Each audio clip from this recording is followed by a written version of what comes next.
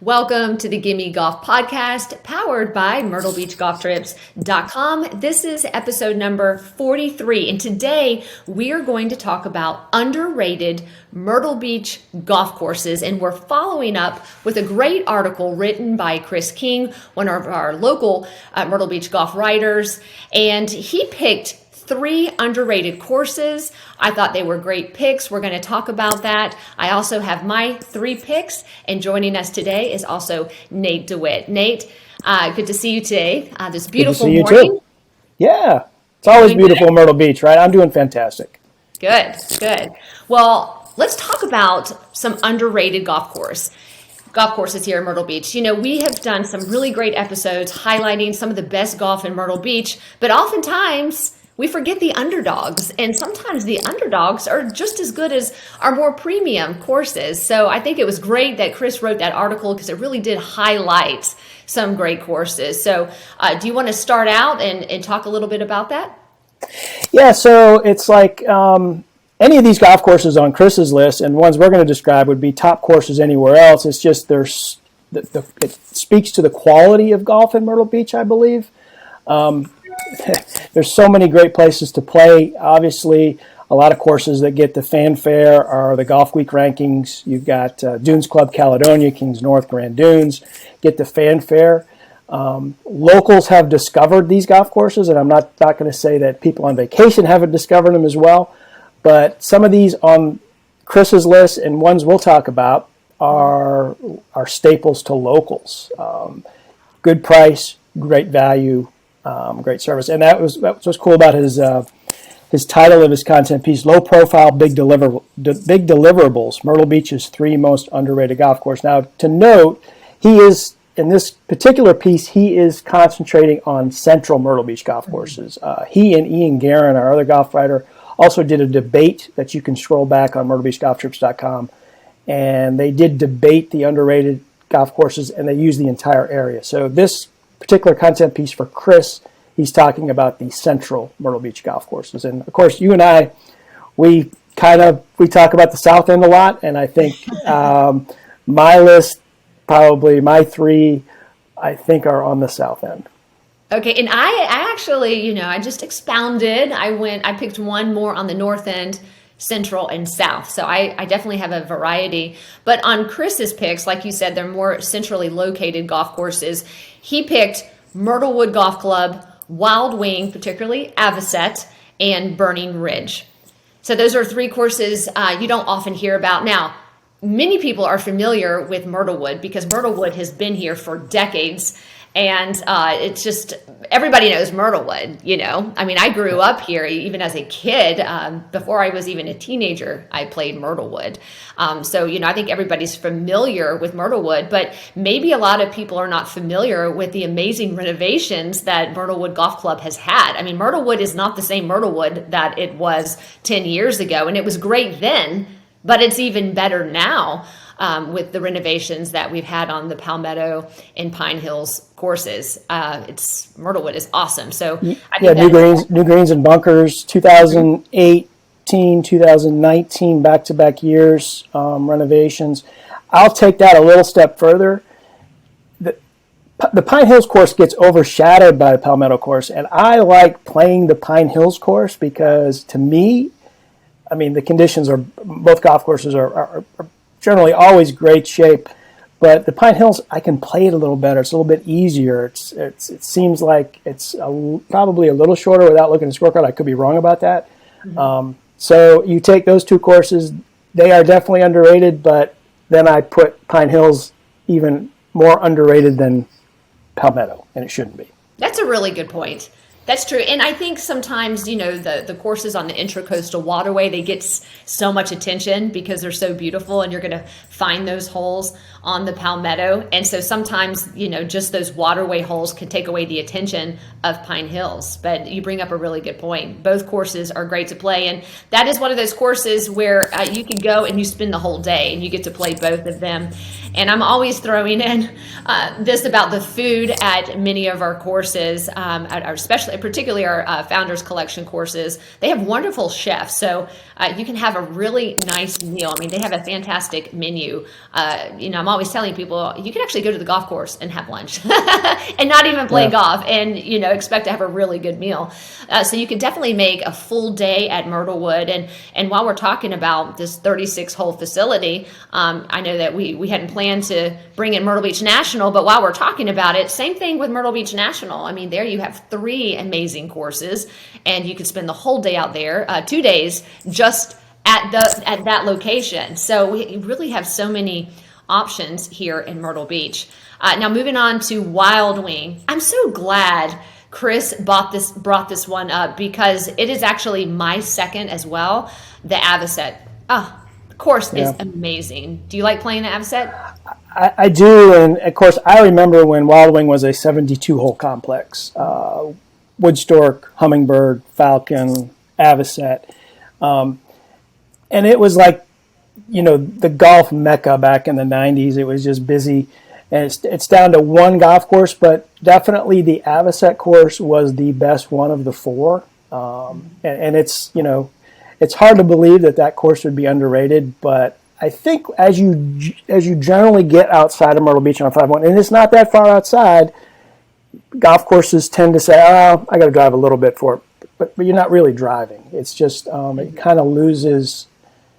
I shouldn't say rating, but I think that's why it's on Chris's list because it's forgotten now that it's only 18 holes, perhaps. Right, and it's somewhat on the fringe of Myrtle Beach. Yeah. But you're right. I mean, Wild Wing used to be bustling, and back in the day, you had 2 great instructors out there. My personal instructor, LPGA Gwen Miller, she's no longer here. She's, I think, semi-retired up in North Carolina in the Asheville area now, but she was my swing coach growing up, and she was jamming out there on the range. Just incredible.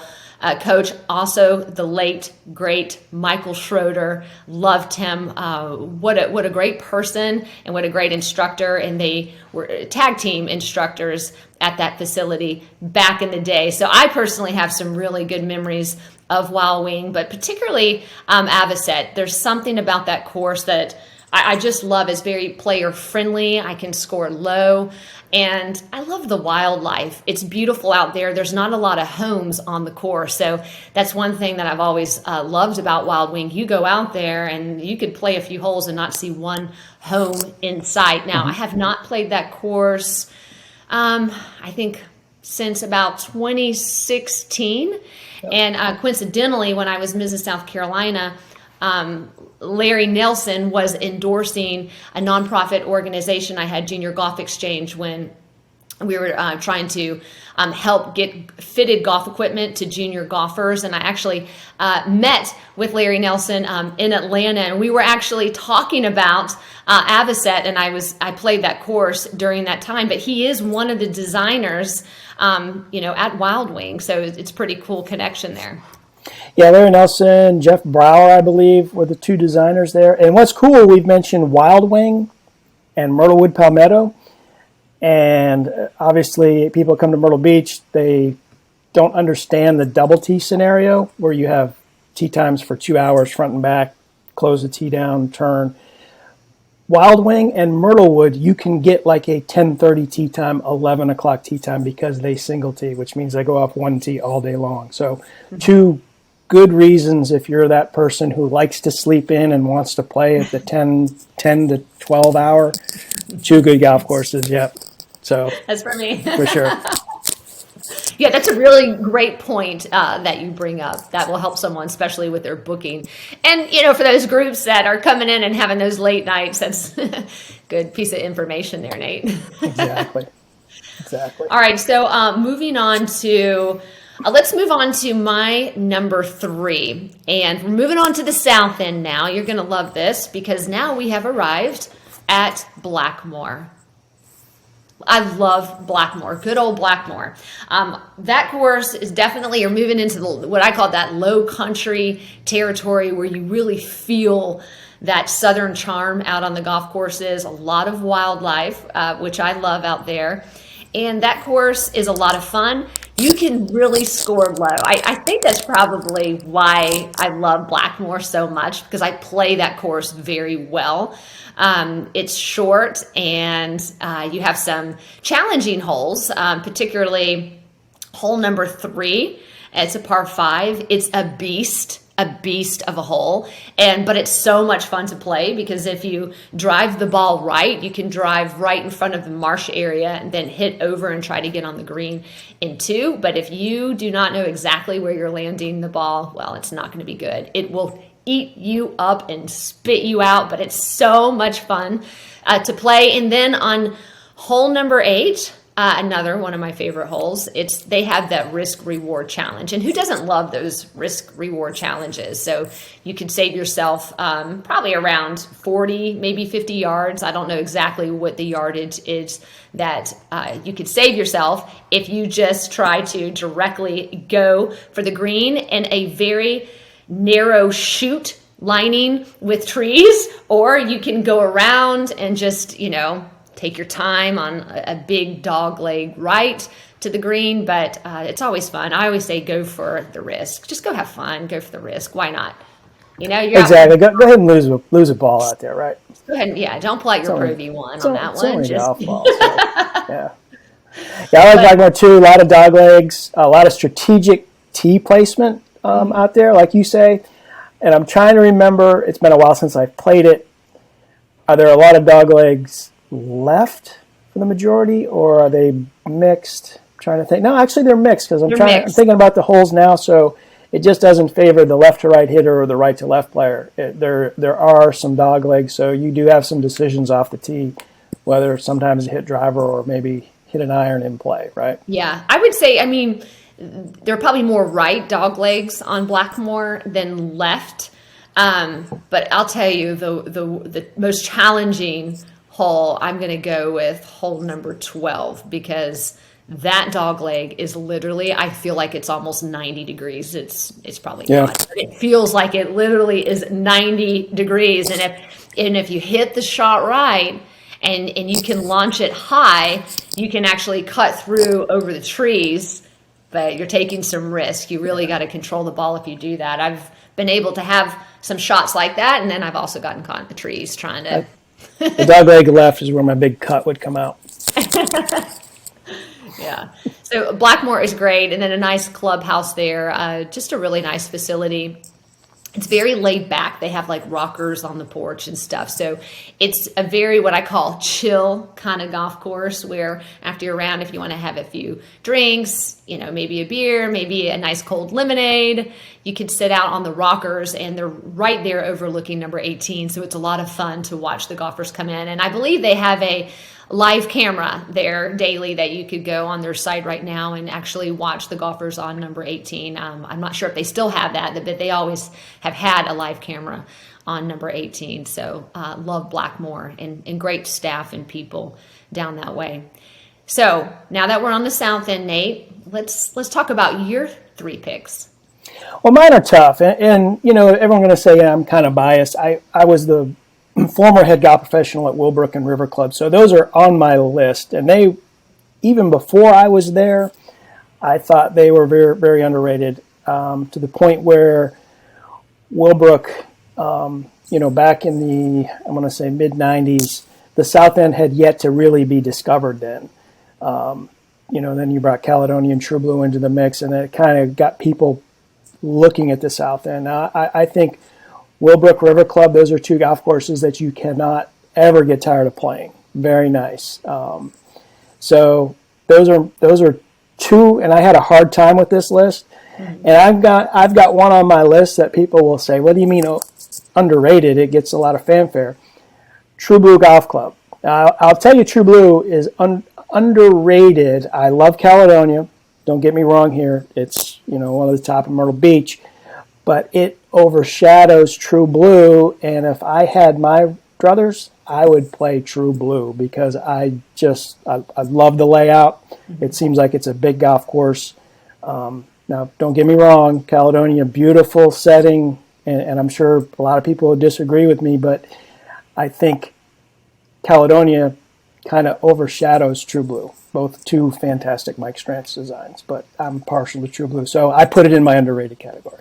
Now, let's talk about the sand at True Blue. There's a lot of sand out there. So that is a shot that you need to know how to play. That's the one thing. I haven't played True Blue in a long time. I like that course, but I do remember that course having a lot of sand. I could be wrong. Does it have a lot of sand? It does. A lot of waste area. And what they've done is they've made the entire golf course is our waste bunkers. So you won't see any rakes. It's all played as waste area, kind of like Kiowa, the ocean course. So yeah, a lot of sand, but it well defines the golf course. And you stand on the tee and you really feel like you've got a lot of room, which I need. It's like I got the confidence, like, you know, you can land. So there's some holes out there you can land a jet airplane, and it's like this is pretty cool. That's a good thing. So, but getting back to the South End in general. You can't go wrong with any of those courses down there. Like True Blue and Caledonia, they do get the fanfare, and Polly's Plantation gets a lot of the fanfare. Right. But you've got great golf down there. You can throw in Founders Club, Tradition Club. They tend to get overshadowed, and you could play there day after day and not get tired of those as well. You're right. I mean, all the courses down there are very unique. They each kind of have a signature theme, but they're very similar. Again, you get that low country feel. And don't forget Litchfield Country Club. I mean, it's been around since 1966, but it is a favorite amongst a lot of people who live here. I mean, they love playing Litchfield. I mean, it's just fun to play. And I'll throw one other in there, but I think it's I don't know how you can call this underrated. People, it's been discovered as Prestwick Country Club.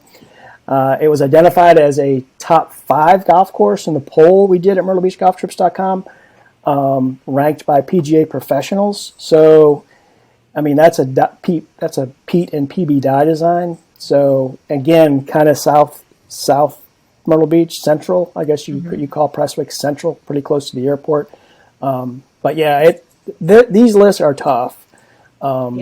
I love, and I definitely think Prestwick is a course that everybody should play. I love that design. Like you said, it's a Pete Dye. Very challenging. It's tough. I mean, it's tough. It's a tough course. I mean, I can't seem to score low on that course. I find it really challenging, but it's so much fun. I'll tell you what, number 9 and number 18. Those holes right there are game changers. You can be having the best round ever at Prestwick, and then you get to hole number 9. It's a beast. And like that hole number 3 at Blackmore, it will eat you up and spit you out, because depending on the wind, it is windy. I mean, I've never played 9 or 18 where there is not some wind that you're dealing with, and the fairway is so narrow. I do not recommend using a driver. I mean, not unless you're like Dustin Johnson. I would not use a driver on that hole, because you've got to keep it in play. I mean, we're talking it's a huge body of water, a very skinny fairway that you have to stay on, and then you've got those dye bunkers that are big pits that you're walking into. You feel like you're 12 feet down in the earth hitting out of these bunkers if you get in. So it's very strategic placement on where you want that ball. And if you're having a great round and you get on 18, take my advice, just play it safe. Just get through, passing through the beast so you can get on to number 10. Yeah, that 9th bunker in the back of number 9, that is, and there was a story that Myrtle Beach got, either Chris King or Ian Guerin did about the 5 nastiest bunkers in Myrtle Beach, and that is number 1. Nasty. You know, and I guess, aren't there bunkers in Scotland called Hell? Like, it's like that would be it there. That's right. But golf purgatory. Yeah, it's like you don't want to be here. 18's a par 4, and 18's a par 4, 9's a par 5, but I think number 9 is harder. Oh, it's much harder. 18 is tough. It's got there's surmounting, there's bunkers. It's not a tough tee shot, but I think what makes 9 tough at Prestwick is the tee shot and the approach shot, for that matter. I mean, you got to almost put yourself in a situation where you're hitting a wedge 9, 8 iron in that you feel confident hitting, And I don't know, even if you're in go for territory for your second shot there, I don't know why you do it, because the margin of error is so small on that hole. So but what a fun golf course. You either had a great day. I mean, you're always going to have a great day, but you're always like, I'm exhausted, or man, I want to play more. But It's worth playing. And obviously, typical PB die design. You miss greens out there. You got to have your short game too. So definitely, yeah. And just the variables, just the variables of the condition of the course and the wind. I mean, it's just uncontrollable. Yep, exactly. Yeah. But, and it makes me think about golf in Scotland. It's so much of it is just you're dealing with variables, environmental variables, and that's what makes golf so much fun, because you have those challenges as well. It's not just about having, a good swing and decent equipment and whatnot, but then you have the onslaught of variables. Yeah. So, what's great about this, and a lot of these courses on this list, we've got renovations that have occurred at a lot of these golf courses. I know I mentioned Tradition. We did Palmetto, PineHills. Prestwick just got done a renovation that you don't get a lot of credit for, but they did a lot of bulkhead work out there. I was out there, and Jay was telling me about the bulkheads. Things like that have to be done, so you got a lot of reinvestment going back into Myrtle Beach golf courses. So it speaks well for the area. So. It really does. Well, these are some great underdog courses that, like you said, do not get a lot of fanfare. So it's great to touch on these courses, because these are the courses that a lot of locals play too, because they have, some really good rates, good afternoon rates, because some of them are not the most premium courses. But again, you can go out and have a great experience on these courses as much as you could some of the more premium courses in Myrtle Beach. So it's always good to shine the light on these courses, because these are a lot of courses that you and I, Nate, we go out and play these courses. Yeah, I mean, you're talking about, like I said, I go back to the headline: low profiles, big deliverables. Mm-hmm. Customer service is great across the board in Myrtle Beach. I know where I'm from. Any of these golf courses that we've talked about or that were on Chris's list would be the top of the top. So you're coming from where you live to the golf capital of the world. It's like, man, I think they're all great. It's like so. Exactly, and you made a great point there. I mean, we are so concentrated with golf courses, and we have so many quality courses along the Grand Strand that even these courses that don't get that highlighted, the fanfare, they, like you said, you put these courses in another state, in another area where there's not a lot of golf courses. I mean, they're glorious. Yeah. Exactly. Completely agree. And like I said, I've always said I haven't played a bad course in Myrtle Beach. So enjoy them. And, lists like this are tough and people debate, but at the end of the day, you can't go wrong playing any of them.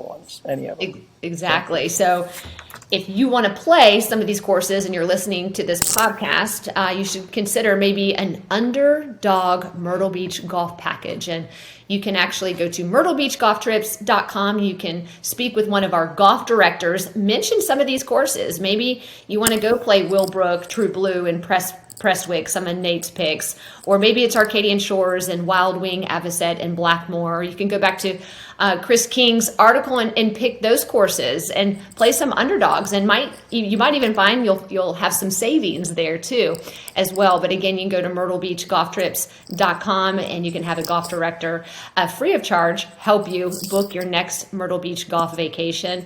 This has been a lot of fun, and shout out to all these courses that we mentioned, because again, they're just as good as our more premium courses. Exactly. Always a lot of fun to talk about Myrtle Beach golf courses. It is. It sure is. All right. So everyone, thanks for joining us on this 43rd episode of Gimme Golf. We look forward to seeing you next time, and enjoy our other podcast. If you haven't, you can scroll down on the Gimme Golf podcast page and go back and listen to some of our other golf podcasts. So we hope you enjoyed this episode.